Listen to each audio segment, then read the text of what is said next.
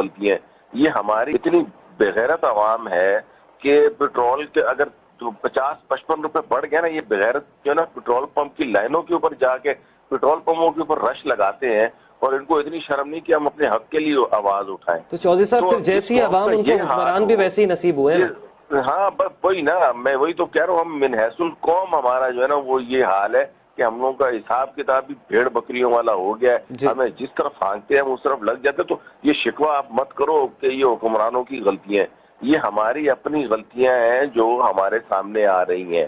ٹھیک ہے نا. تو اب بعد میں حکومت کو بدلیں گے، پہلے اپنے آپ کو جو ہے نا وہ میرے خیال میں بدلنا چاہیے. باقی میں اپنے اکثر پروگرامز میں ہم لوگ تو بالکل آئی ایم ایف کے پروگرام کے بالکل خلاف ہے، اور وجہ اس کی یہ ہے کہ ٹکے کا ہمیں فائدہ نہیں ہوا. جو بینیفٹس ہمیں آئی ایم ایف کے پروگرام میں ہونے کی وجہ سے ملنے چاہیے تھے وہ نہیں ملے. ہمیں کسی نے قرضہ نہیں دیا، ہمیں کسی نے سستا جو ہے نا وہ قرضہ نہیں دیا، نہ ہماری کسی نے مدد کی ہے.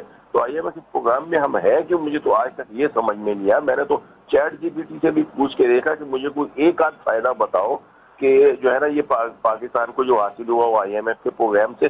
تو چیٹ جی پی